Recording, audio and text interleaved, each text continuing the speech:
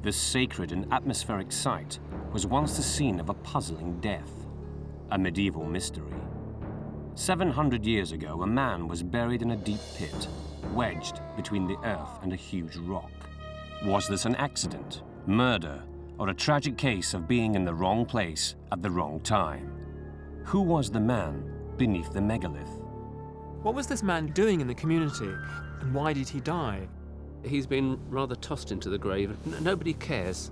I think he's someone from outside the immediate community, someone who had no status.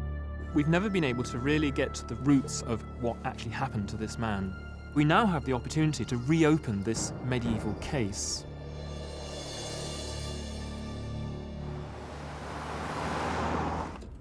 Archaeologist Mike Pitts has been fascinated by this story for years. He is determined to get to the bottom of who this man was and how he died.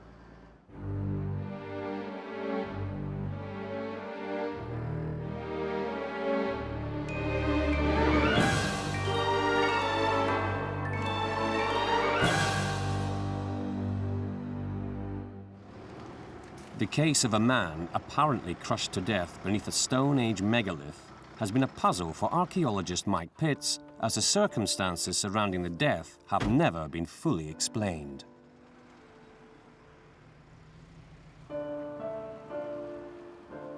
I first came to Avebury when I was still at school, and like many people who come here, it made a huge impression on me. And one of many stories I took with me was of the Barber surgeon, a medieval man who had been killed when a megalith fell on him, and both the man and the stone were buried in the pit together. Although Mike has been aware of this story for many years, having lived and worked in Avebury, he has held doubts about its authenticity. Now he's uncovered new forensic evidence, which he hopes will help solve the mystery and finally explain what really happened. The prehistoric site of Avebury nestles in the rolling hills of England's West Country. The megaliths are made from local sandstone. They are one of the UK's greatest archaeological attractions and are visited by people from all over the world. Although the stone circle was built before 2000 BCE, the ancestors of the people who constructed it had already been farming in the area for at least 1,000 years. These first communities thrived by grazing their animals on its lush pastures. Not only did the area provide its communities with food, but it was also a religious site dedicated to elaborate rituals, celebrations of birth, life, and death. Its famous standing stone circle, containing about 100 megaliths, is one of the largest in Europe. These sacred ancient monuments still retain a powerful air of mystery. This impressive stone harbors a dreadful secret: the mysterious death of a man found pinned beneath its 13-ton weight. How did he end up here? What happened? The body was first discovered in 1938 by archaeologist Alexander Keeler. His team were in the process of uncovering stones which had been mysteriously toppled over and buried sometime in the Middle Ages. However, while attempting to lift one of these stones, they found more than they'd bargained for. There's a 13-ton megalith lying on its side, and at the edge of the pit, underneath the stone, the complete body of a man. And the stone is so close to the edge of the pit that there's no chance that the body was slipped down under the stone. So on the face of it, it looks as if the stone must have fallen on him and presumably killed him. However, for Mike, this story raises more questions than it answers. What was this man doing helping push over megaliths in the Middle Ages? And why did he die? What was he doing in the community? Well, one of the great pieces of information we have to help us here is that on his remains were found a few objects that give us some clues as to the profession that perhaps he was practicing. And those are here in the museum in Avebury. The objects found with the body are remarkably well preserved. They include 3 coins, a small iron probe, a belt buckle, and a pair of scissors. They suggest that this man was a barber surgeon, a medieval professional who traveled from town to town using his collection of tools and instruments to provide services, ranging from hair cutting to bloodletting, or in more serious cases, even amputation. Since the body, complete with its tools, was discovered in the 1930s, it has been known as the Barber surgeon. The mystery remains. How or why did this ordinary tradesman end up buried beneath a pagan standing stone? Could his death help us to understand life in medieval England? The Alexander Keeler Museum at Avebury is the first stop for Mike in his bid to find the truth behind the myth. For an investigative archaeologist, the barber surgeon's possessions found at the burial site are crucial primary evidence. Mike enlists the help of historian Dr. Paul Robinson, who will help him create a clearer picture of the life and times of the barber surgeon. In the 1320s. The coins found with the body are the largest clue to indicate the date of this strange death. 3 silver coins, 2 pennies minted around 1310, and a French copy of an English coin in circulation in England around 1320, tell us that this man lived in the late medieval period. So would these coins have been valuable? Was he a rich man? No, not at all. I think it's his working purse full of money. Right. It's not a great deal of money at all. And to judge from the belt buckle, which is made of iron, not brass or gilded bronze or something like that, he's a working class man, an ordinary person. But then the other objects look to me rather special. I mean, there's a pair of scissors here and something old there. Do they tell us something about what he might have been doing? Well, the scissors are very exciting. They're very, very rare at this early date. Scissors are a craftsman's tools. They are for cutting precisely, which you can't do with shears. And the sort of person that would have used scissors is a barber, of course, a tailor, a glover, a hatter, someone who's got to cut neatly and precisely. But then you come to the other object, which is very odd. And although it's been described as a surgeon's probe, I don't think it is. I'd see it as a bodkin, as used by someone working in fabrics or possibly in leather. A bodkin is a thick needle used for piercing holes in leather or textiles. So a bodkin of some type and a pair of scissors, then he's somebody working with leather or with fabrics, a tailor?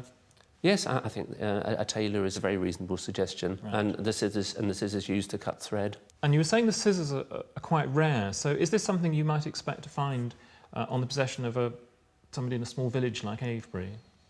Not every day of the year, but of course there would be itinerants that came through, and if you had a fair or a festival, you might find that tailors or shoemakers would come from the nearest town.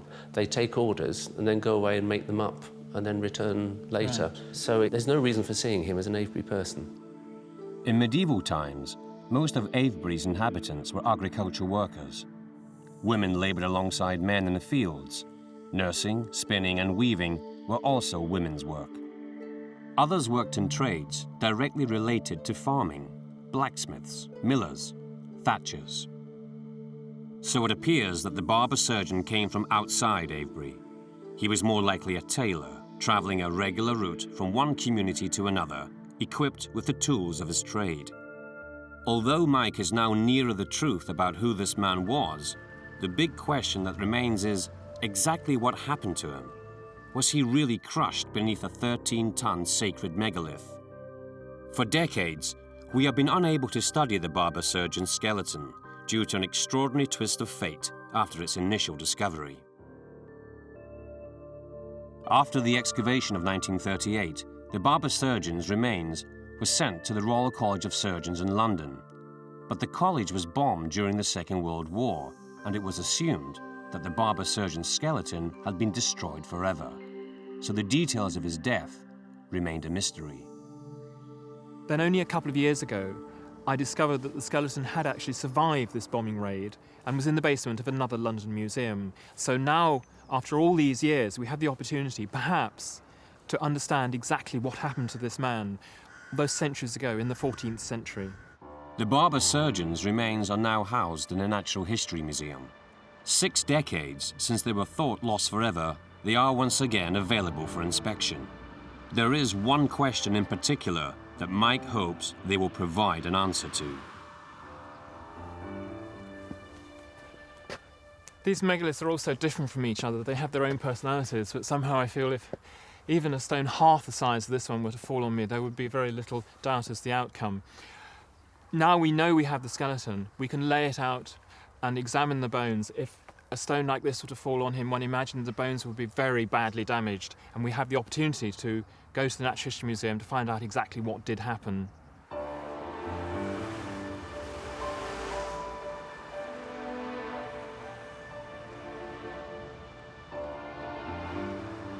The awe-inspiring setting of the Natural History Museum in London was Mike's next port of call. It's famous for its spectacular dinosaurs, but it's the paleontology department that is home to the museum's human remains collection. Hello, Mike. Hi. It was here that the Barber surgeon's skeleton was taken after its previous home, the Royal College of Surgeons, was directly hit in a bombing raid in the Second World War. Here it lay, unobserved for nearly 60 years, until during a chance inspection of the museum records, Mike realized that the skeleton had survived and could once again be studied. Forensic analysis of the bones will help Mike find out more about this case. Was the Barber surgeon crushed to death? Or was he pinned down, unable to escape, left to die a slow and painful death? Perhaps he was already dead and simply laid in the pit before the stone fell. This is an extraordinary moment because this man has such a remarkable history. And for most of my professional career, along with all my colleagues, I'd imagine that his bones had been destroyed over half a century ago. And yet here he is, extraordinarily well preserved, I think. My reaction looking at this skeleton is largely, I think, emotional. So we have Anthea Boylston, who is a scientist who spent a great deal of her time looking at human remains and for a more forensic analysis of these bones. Mike has invited osteoarchaeologist Anthea Boylston to the Natural History Museum for the forensic analysis of the bones. So that suggests he wasn't a very robust individual. See, it's quite gracile, hasn't got marked muscle attachments. Anthea's measurements and observations tell Mike that this medieval barber surgeon, or tailor, was a slight man, not used to heavy labour, who died in his late 20s. The wear is not very heavy, and that suggests an individual between 25 and 30. Would Anthea agree with the original archaeologist's report, which professed that the man had been crushed to death, suffering multiple fractures? For over half a century, tour guides in Avebury have been telling people how this man was crushed to death by a megalith, and I think we'd both agree, looking at the bones now, it doesn't really look as if a 15-ton stone has fallen on this man.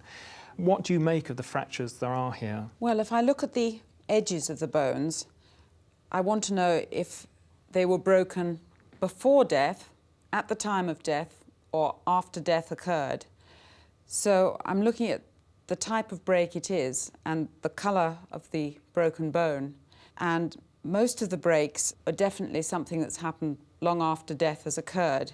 But there is this one break which is a bit more suspicious, which is this part of the left pelvis. You can see that that edge is stained by the soil. Yes, it's quite brown, isn't it? It's quite brown and it's quite straight, and there's flaking of the back of the bone, which might suggest that it was something that had happened around the time of death. But that could be after death as well as before. Right. So what you're saying is that this brown colour on the break surface suggests that it had been lying in the ground, broken for a very long time.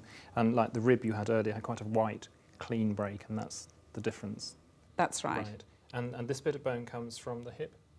Yes, this comes from the hip bone on the left side.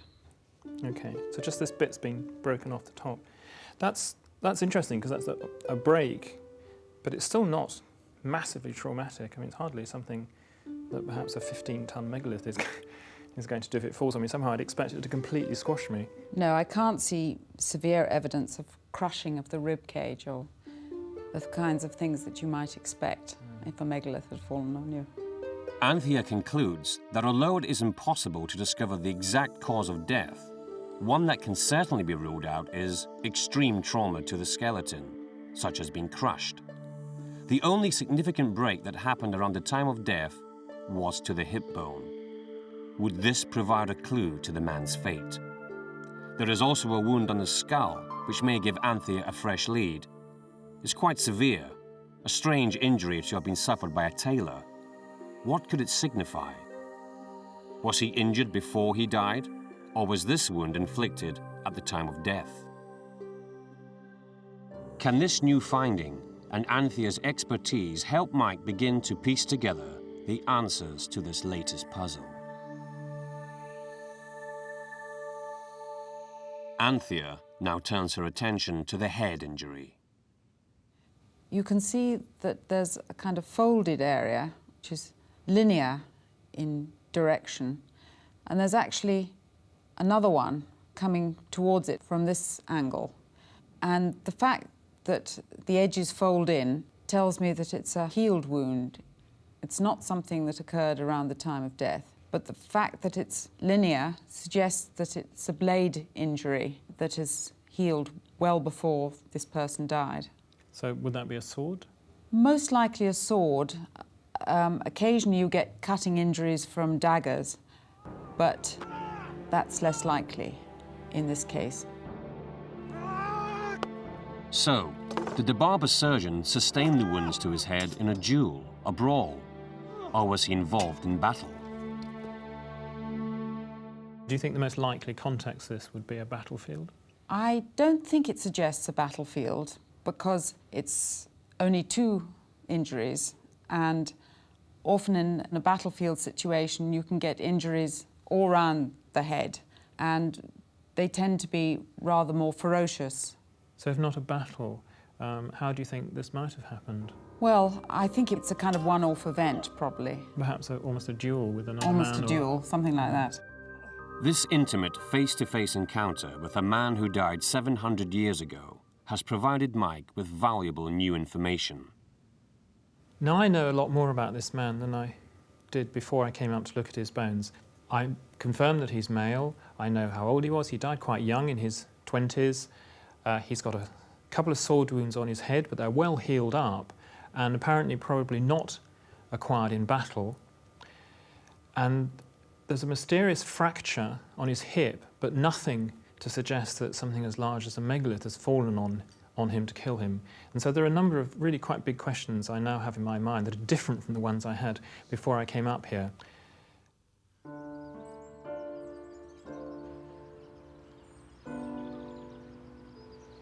Mike decides to take this fresh forensic evidence back to the scene of the death to see if it can help him figure out more. The new question that's emerged is, if the barber surgeon was already dead when he was put in the pit with the stone, then why was he buried in such a strange place? Could it have been a religious ritual? Why was he not buried in the village churchyard, which would have been customary at the time? Mike once again seeks the advice of historian Paul Robinson to see what he makes of the new evidence.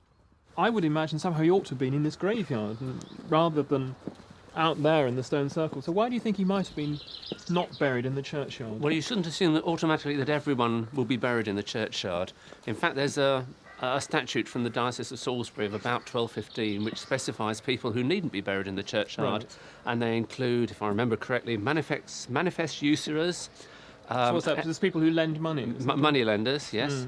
Excommunicants, and finally strangers to the parish, which is possibly more relevant with us today. Well, that's interesting, because earlier you were talking about the possibility this man might have been a tailor and somebody who didn't live in the parish. So that would fit. Yes, and in fact, I think the way that he's been rather tossed into the grave, where he's buried, he's not buried devoutly in any way. He's just placed willy-nilly in a burial. So What makes you think he was thrown in rather than laid carefully? Well, he's face down, his left knee is touching his hand. Right. He's just not been Right, placed so he's not carefully. laid out carefully. Nobody cares how he's been Right. buried. There's no friends, no family have been involved. The fact that he was buried here and not in a village just down the road suggests that also he had no relatives nearby who might have taken him home, so perhaps he was a real stranger to the district. Yes, I think he's someone who the local people would have regarded, in fact, as a foreigner, someone from outside the immediate community, someone with no links at all, and someone who had no status and no ties at all with the parish. So he's buried outside the churchyard and apparently in this pit that is open, ready to take him, but not obviously dug for him because it's got this huge megalith in it. So it raises the bigger question of why the stone itself was being buried. Well, there seem to be two main reasons. One, that they see the stones as a symbol of paganism of some sort, or secondly, that they're just in the way of agriculture and they want to bury them so they can get on with their farming. But whether those are the real answers, we just don't know at all. And do we have no written record of this? Absolutely nothing at all. If the barber surgeon was indeed an unattached drifter, plying his trade from one district to another, could this have any bearing on the sword wounds to his head, which Anthea Boylston believed were caused by a duel or a fight? So the man had a couple of sword wounds on his head. What do you make of those? Well, my inclination is to think that he suffered them in a battle, because the skeletons excavated at London show that people who'd been in urban brawls are knifed. They're not hit with a sword. So Anthea thought that the wounds were too small to be from battle, that where she's seen people who've been wounded in battle, they have their heads covered in wounds. I suspect that's for people who died. You know, Right. they've been hacked to pieces on the ground. But I think this is a man who's possibly been lucky. He's been lightly wounded and managed to get away. But the evidence of his bones show us that he was a very slightly built man. Could he have been a soldier? Yes, I wouldn't see any problem there at all. I mean, I'd see him as a conscript, where the manor or the village has been told to supply a certain quota of people, and they wouldn't necessarily send their better people, that they'd send perhaps an orphan, an undernourished person, someone they could perhaps afford to lose. So the barber surgeon or tailor could have died in Avebury, but as a stranger to the villagers. His final resting place was most likely a makeshift grave, a hole in the ground that had already been dug for another purpose, the burial of the megalith. Over the last 1,000 years, many of the original 600 standing stones were displaced, leaving only about 100. Some were broken up for building materials, others, like the Barber's stone, were buried during anti-pagan campaigns fostered by the medieval church. The standing stones were potent symbols of pre-Christian paganism. Perhaps a local church ordered their burial. It would have been a job requiring maximum effort. The community would have had to have teamed together to dig huge pits in the ground, then push over rocks into the ground, out of sight. It seems it was one of these pits that provided a convenient burial place for a stranger who died in the village. But there is still one thing that doesn't fit. Mike cannot understand how the barber surgeon could have been buried beneath the megalith unless it fell or was pushed on him afterwards. But this would have caused far greater damage to the skeleton than was actually found. By returning to the original archaeological documents and dig diary from 1938, Mike is now able to form a theory. It is based on Anthea's discovery of the broken hip bone, an injury we know happened just before or after death. Back here in Avebury, looking at the excavation records, I was able to piece the story together, and the fracture on his hip is at the precise point, very clearly described in the excavation diary, where the megalith had pinned his bone to the edge of the chalk pit. And we can see now, looking at the records, that what appears to have happened is the stone was pushed into the pit, and there was a gap beside the megalith, and this man who had already died was just thrown into the pit, apparently no ceremony at all. And then perhaps as the pit was being backfilled, the stone slipped just a little bit and closed that gap and pinned his hip and broke the bone against the edge of the pit. So at last, the legend of the barber surgeon killed by a fallen megalith appears to have been disproved. But for Mike Pitts, this mysterious medieval man is no less intriguing for that. I feel I've been on a journey with this man for more than half my life. Along with everybody else, I believed that he died when a megalith fell on him. Now, looking at the skeleton, it was obvious he hadn't been killed by the megalith. So we began with a legend, and I feel now that I have the story of a real man, an itinerant tailor, perhaps somebody who'd fought in battle early in his life, who died, we don't know how, but ended up ignominiously thrown into this pit with a megalith. Perhaps centuries later we can grant this man a respect that he certainly wasn't shown at the moment of his death.